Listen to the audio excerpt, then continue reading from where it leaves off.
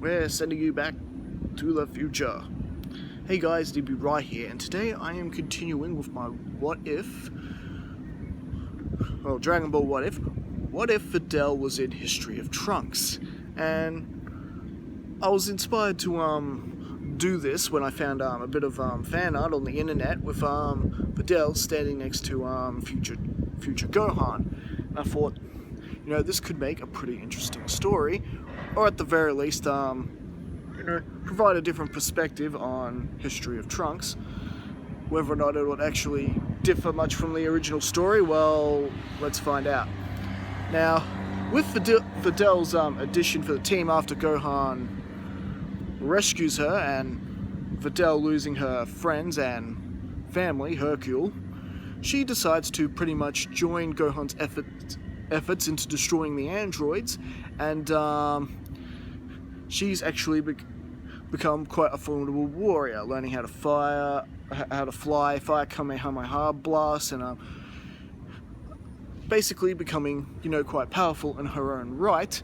And she's able to assist with evacuations while Gohan, distracts the androids, and then later joining in and helping Gohan, basically fight them off.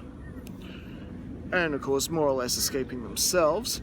And I thought this was pretty much a unique way to pretty much tell the story of Gohan's survival from the remainder of his childhood into his adult life in the beginning of the History of Trunks movie. And well, just prior to the events of History of Trunks playing out, Videl falls pregnant with their Quarter Saiyan child, who later, of course, is Pan. And the events of History of Trunks begin and play out as per normal, with Gohan sacrificing himself and Trunks ultimately becoming Super Saiyan. And 4 years have basically passed from there, with Pan joining Videl and Trunks in for training, and all three of them becoming stronger together. And well, Trunks does go off on his own to battle with the androids that final time. He's still not quite strong enough to beat them, but he does put up a better fight than he does in the original. And well, this is where Trunks decides he's going to use the time machine, go back and help the Dragon Team in the main timeline like he does, and the whole Cell games and all that plays anyway, fast forwarding to when he comes back and does eventually power up to Super Saiyan Grade 2 and defeats the androids in his timeline. Alright, and this is where pretty much we left things off, with the rebuild of the cities the androids wrecked, and Pan has now more or less crossed over into her. She's about 11, 12, so not quite in her teenage years, but pretty close. And she's developed a little bit of a crush on Trunks. After all, well, who can blame her? Anyways, the whole battle, Majin Buu and Babidi and Dabura show up just like they do, as Trunks explains in the Goku Black arc, when he tells the Dragon Team what's been going on with him. And well, with that, the whole battle between them pretty much plays off even easier than how Trunks explains it, because you got the addition of Pan as well, and they're able to stop Majin Buu from getting energy, and ultimately Master Shin's able to destroy the egg, and well, Trunks and Pan pretty much did away with Dabura and Babidi, no problem. So this time, nothing got any worse for the human race or anything in that era, and we're getting to the point where the human race more or less repopulates in the story, and a few more years pass, and Pan is in her teenage years, and I don't know, I guess Trunks had more or less been approaching his late 20s into his early 30s. He was 17 during the Cell game, so yeah, he'd be close to his 30s, I reckon, by now, if not late 20s. Alright, so with that, we now head into the events of the Goku Black arc. And Goku Black has shown up just like he does in the original, laying waste to all mortals he sees. After all, universe is better off. No mortal life at all. We'll just get rid of it all and everything like that. And of course, his attention is more or less with punishing Trunks. You know, time machine, breaking the rules of time travel. Goku Black, of course, revealing to be Zamasu, who was a former Supreme Kai in training. Yeah, he's especially keen in taking down that half Saiyan filth Trunks who dare meddle with time.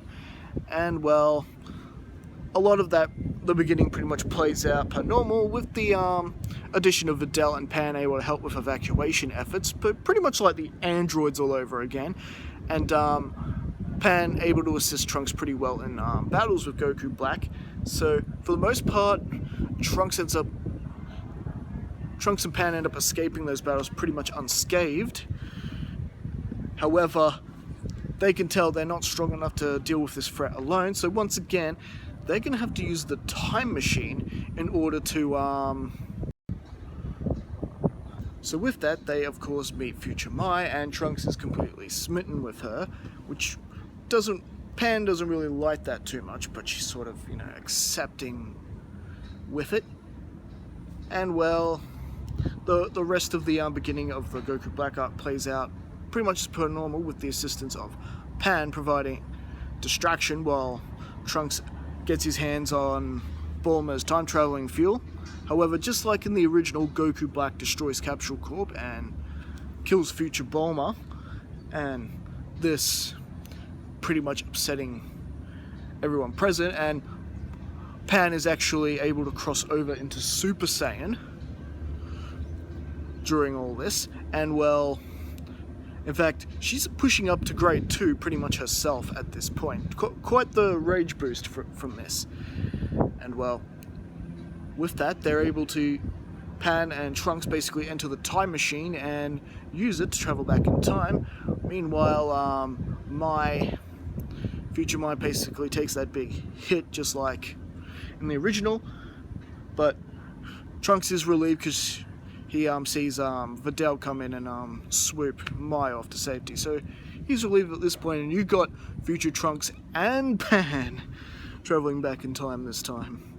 And well, this is where things really begin to differ in the story, because now they are greeted by the Dragon team and having to explain this.